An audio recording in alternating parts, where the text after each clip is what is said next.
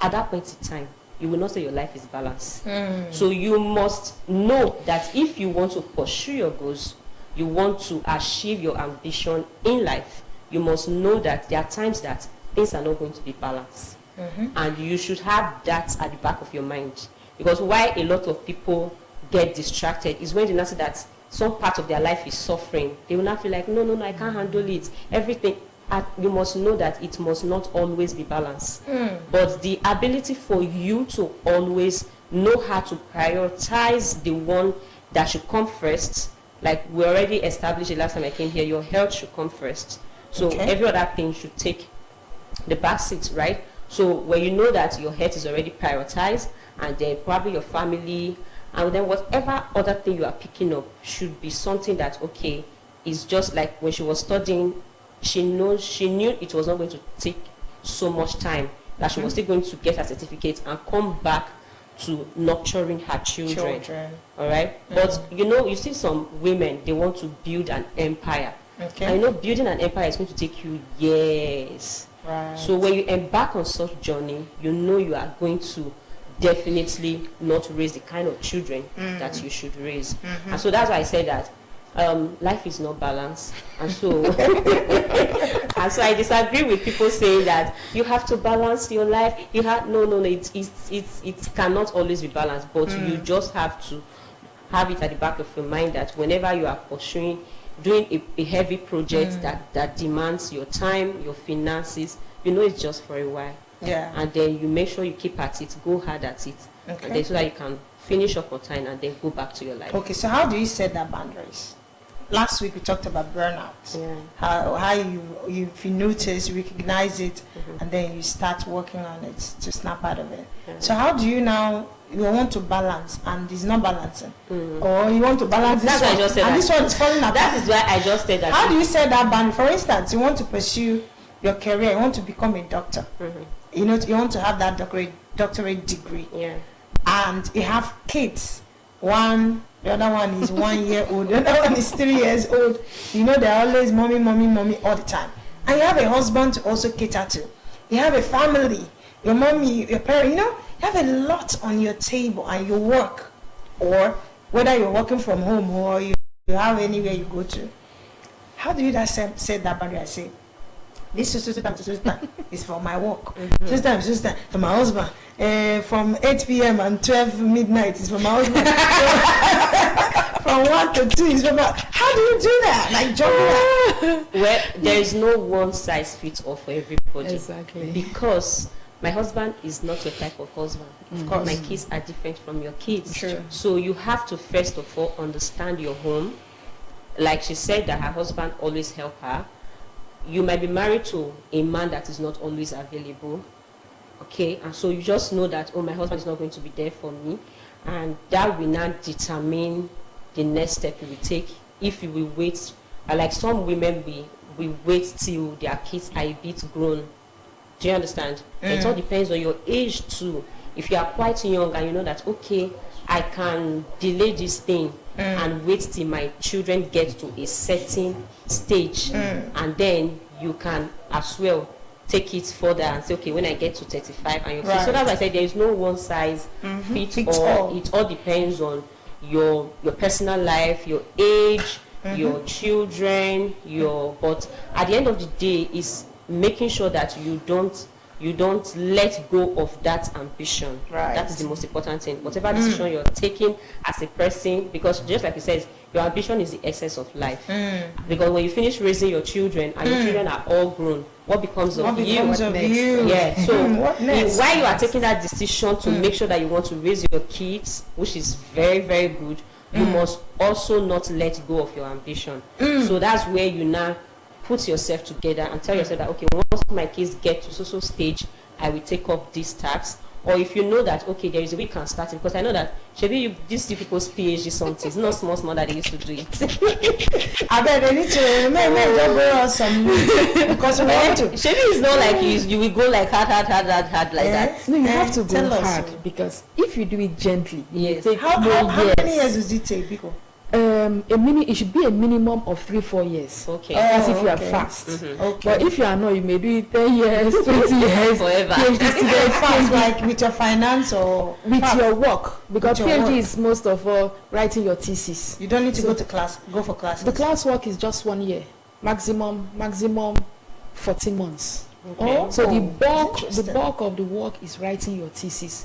Oh. That's why it's good to also get a research area you are comfortable with. You know, Right. something that you can get materials. Not what you have to call Beijing, call Japan, call Tokyo. You know, for me, I prefer. Although I'm an intergroup scholar anyway, so Yeah. I prefer working on local intergroup relations. Right. Agbo, Benin, Lagos, Lagos. and all that. It's easy to get materials, and you can, Right. you can move ahead. Okay, with so what you can. have there been moments where stepping back from ambition actually benefited your personal growth or relationships? Yes, of course. Most times when you notice that, like she said, a part of you is suffering, and it's usually the personal life, and it has to do with kids.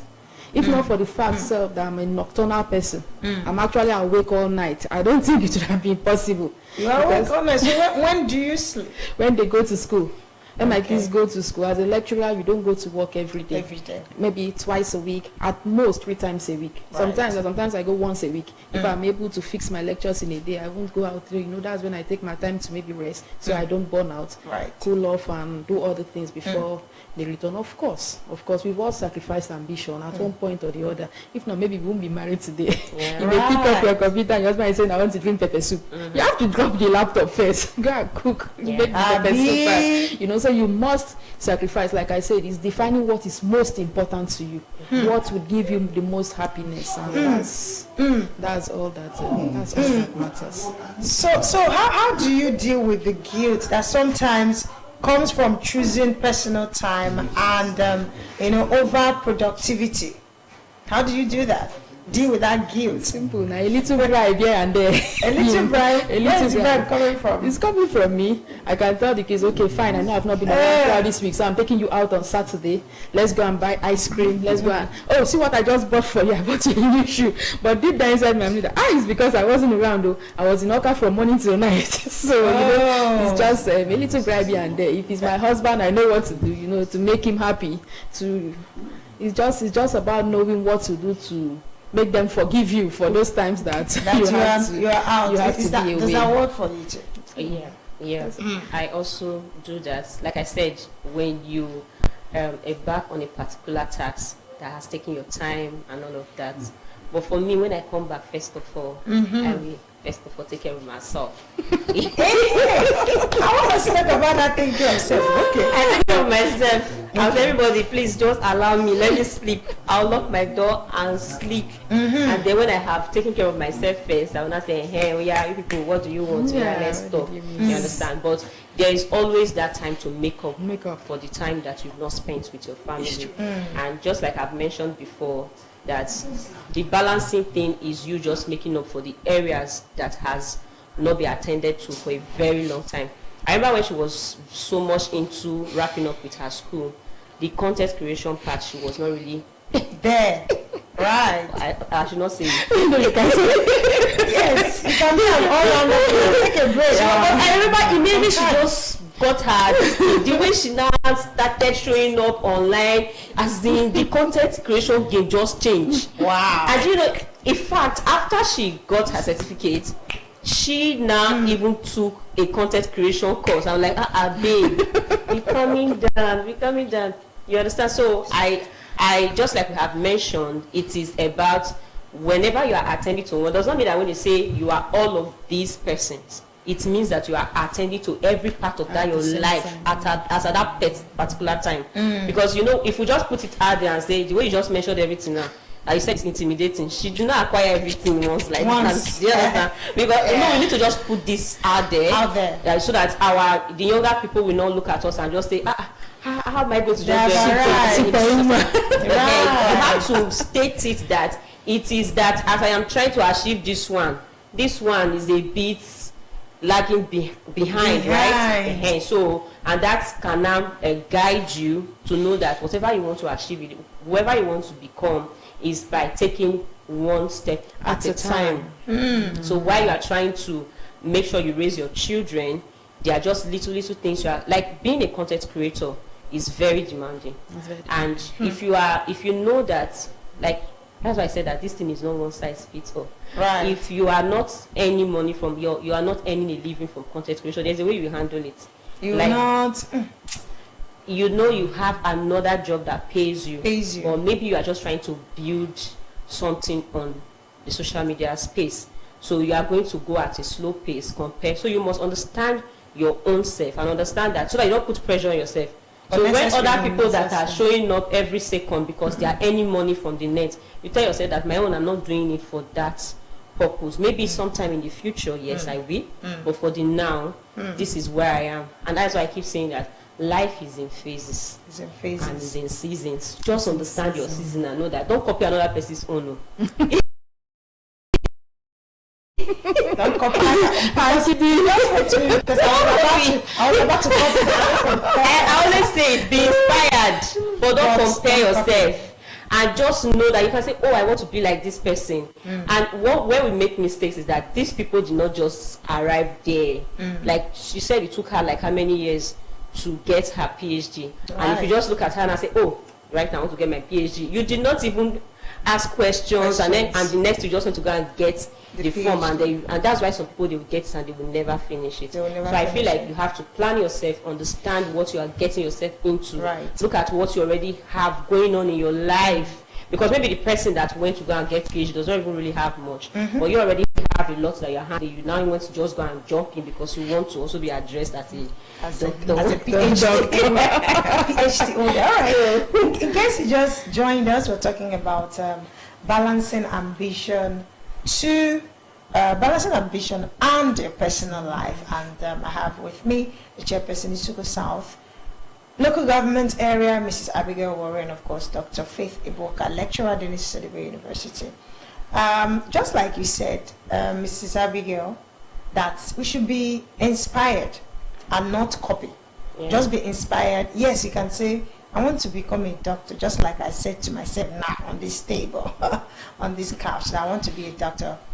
But don't be pressured by it. Don't be pressured by it. Do everything one step at a time. You don't have money in your bank and you want to pursue the degree. How realistic do you think that will be? At the end of the day, you are putting more pressure, mounting more pressure on yourself. That's not what we need. So I was watching a program one day on TV, and I saw a lady share, a popular Nigerian celebrity, Yvonne Jegede, and she said she had gone under the knife for like 2 times. Wow. She's done her breast, after she gave birth, her tummy 2 times. And it was on that day, at that moment, I knew that I was trying. Yeah, because we look at them like, oh, super, that's so perfect. But this one don't bother. Have kids. Why is her stomach? That means she's really eating well. She's really doing a lot. And you're not. I was blaming myself. And then when she said that, I said, wow, this is her opening up. How about those that will not come out to say it? And you're looking at them, perfect shape. You don't know what they have done with their money. Now, I want to Sorry, I didn't know I even saw one. There's this lady that I've been admiring. I don't even want to mention her name. She's an actress. Yeah. And then she did a content and posted, I don't know if it was yesterday or the day before yesterday. I saw that she was taking tea, different tea. One for hair, one for beauty, one for skin, one for ears, one for nose. I said, so me, I would just be here saying I want to be fine like you. And I didn't know that it's all this tea. All this what about the filters? The filters. Sometimes I don't think we are ready for the wahala. Yes, sometimes we see those pictures. There's a lot of editing that has gone into it, and you just now start comparing yourself. So I know you feel so pressured. You feel like you have not achieved anything. Where our journeys are different. We are coming from a different background. Maybe sometimes I just feel like just look at yourself and tell yourself that we're done. I'm trying. You are trying. Just calm down. I am not saying that you should be lazy. No, but you should always look back and look at where you're coming from. If you feel like you have not really done well for yourself, then you can yes, wake up and say, okay, I want to do more for myself, but never feel pressured. Don't feel pressured. No, never. Thank you so much. Last one, just before we wrap up this conversation, I wanted to share. This is personal. So, what are your non-negotiables when it comes to your personal life, and how do you protect them? She's mentioned one that when you come home, you go to your room, lock it. That's non-negotiable for you. For her. For her. And she will add more. So let me hear your own. Non-negotiables. I'm a very flexible person, okay? I don't believe in being rigid because I believe every day is different. Every circumstance is different. So I give room to adapt. Okay. But for me, what comes first are my kids. I need their well-being. I'm not talking about family. I'm talking about you. Me, myself, and you. That's why I'm telling you that for me, I'm very flexible. Okay, let me bring it home. Okay. You, as Dr. Faith or as Faith, okay. You see me today. This is what makes this. You define success as being happy. Happy, yes. This is what I want to do for myself today. I like to eat egusi and this, I like to do pedicure. I can see your nails sparkling green. Once I fix this nail today. No. So nothing like that. The only thing that was non-negotiable for me was my education. For everything that tried to stand in between it, I will bulldoze it. I will lie. But for every other thing, I'm very flexible. So you've gotten the PhD. But no, so I feel very relaxed. I feel like I will lie. Let me not use the word fulfilled, but I feel I will lie. That's how I feel. The moment I collected that certificate, I just felt like, it's over. And I asked myself, is it really over? I said, yes, it's over. You can now chill. So you can now see me living a laid-back life and then now putting my kids forward. That's just seeing them now thrive. Is for me, I feel everything I ever dreamt of, everything I wanted. Maybe now, because being a professor takes time. Now when you have to work towards it 6 years, 7 years, but you do not acquire any certification to become a professor. So there's nothing I would say is not negotiable for me, as far as it makes me happy. Oh well. Okay, let me hear from our chairperson. Okay, for me, would be the time I spend alone is non-negotiable. I like my me time because that is when and most times my me time is when I communicate with God, because that is where I get my strength from, my inspiration from, because how can I do life without God? So that one is non-negotiable for me. Every day, in fact, if I have not done it, it looks like something is wrong somewhere. Every day, right? Yes. So I must spend that personal time alone with God. I might not really pray. When I say with God, so that people will not go and think that I will not be kabashing. It's a good thing. Be that I will just sit down and be meditating on a scripture. Okay. It might just be that I just sit down and I am just expressing gratitude to God, thinking of everything that God has done for me. And if I am in a particular situation, I just sit and just say, God, this is what is happening in my life. Take control. What should I do? And all of that. And there is nothing that strengthens me more than that time. So is there a particular time that you choose? In the morning, in the afternoon, I usually do it very early in the morning. As early as? Yes, very, very early. I'm a morning person, actually. I'm a morning person. So I'm a nocturnal person and you're a morning person, so you must be an afternoon person. I'm a morning person, so most times I wake up as early as 4 o'clock. So, for me, it's normal. Yes. 4. I'm a morning person, so I do that. That's when I go to sleep. Okay, see? So that's when I usually have that quiet time. And then recently, of course, exercise. Oh my God. Like I mentioned the last time. Yes, recently, since this year, exercise. After that prayer time, the next place is to go and exercise. And there is this kind of as in, be like say another happiness talk do you want. Do you understand? Yeah. It's when I've done this thing, I will not say, hey, who is in the house? Who has woken up? Who has not eaten? Who has not had that bath? It's like, it's me first, though. No, it's God first. God first. Me. You second. The children. Then your husband. Chairman, I'm telling you. After you put chairman, sometimes chairman is in his local government. Damage control. Okay, so let's follow the sequence, Dr. Faith. You, I be your husband first. She already said it's a kiss. My husband is an adult, okay? He already knows what is good for him and what is bad. Yeah. But my kids needs a lot of nurturing. So I put in a lot of energy into providing that nurture to them. So what comes first? Of course, scale, yo. Please. My husband, my kids. You choose your husband now first. All right, I think that does no family comes first. Yes, family comes first. We've been able to create or find that balance, even though we still agree that there is no. It depends on your definition of balance.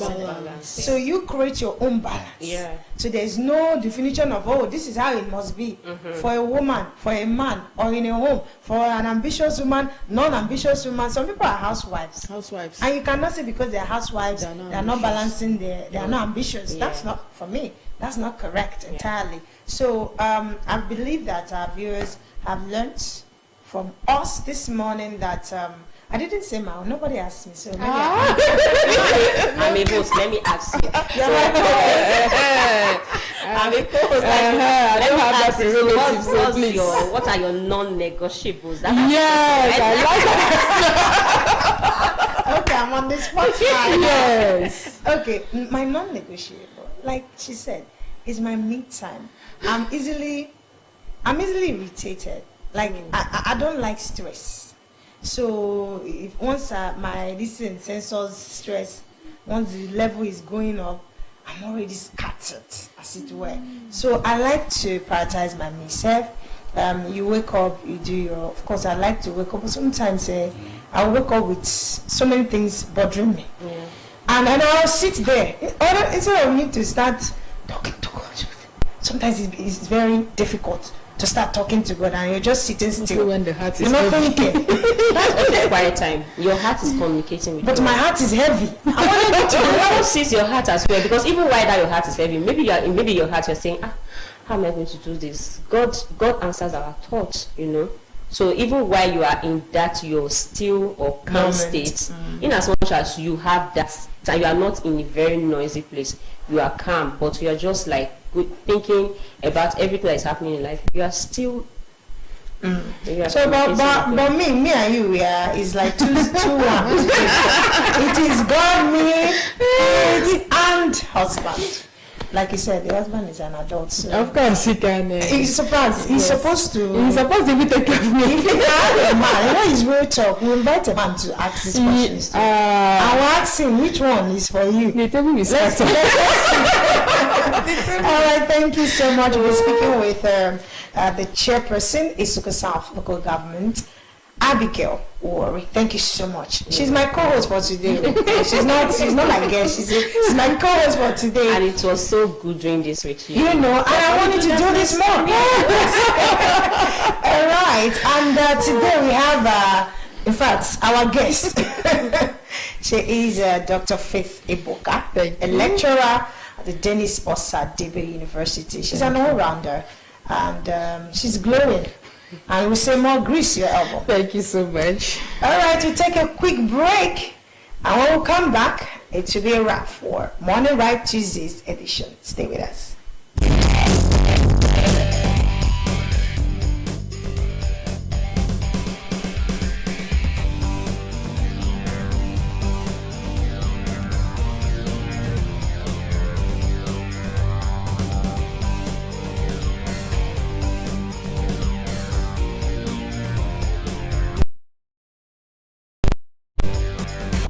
Nigeria Broadcast Broadcasting Awards, TMBA, is back for its second edition. Are you the voice behind the mic, the face on the screen, or the producer of that story that moves the nation? Broadcasters from Bond member stations can now submit their best work. Entries open from July 1st to July 31st, 2025. There are 12 award categories, each for radio and television, from Best Station of the Year to Best News, Drama, Sports, Documentary, and Talk Shows, whether in English or rendered in indigenous languages. Eligible entries are for works aired between January 1st and December 31st, 2024.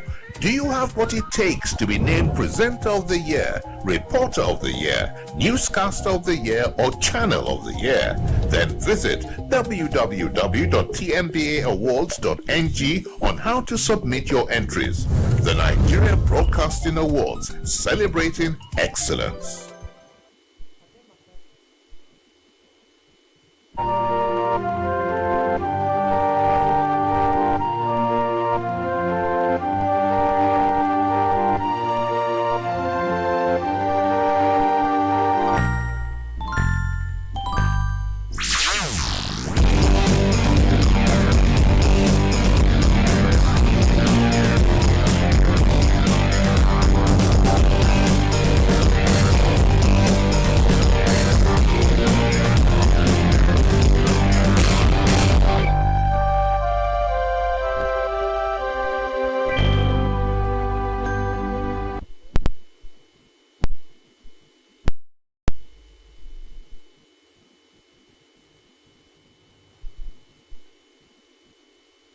Welcome back, and in case you're just joining us, it's Tuesday's edition of the Top Flight television program, Morning Man. And of course, we are at that spot where we'll be looking at yet another guest, corner. Joining us on our next conversation, we have already seated Mr. Agbazim Senator Henry, Delta State Program Manager of Government Enterprises and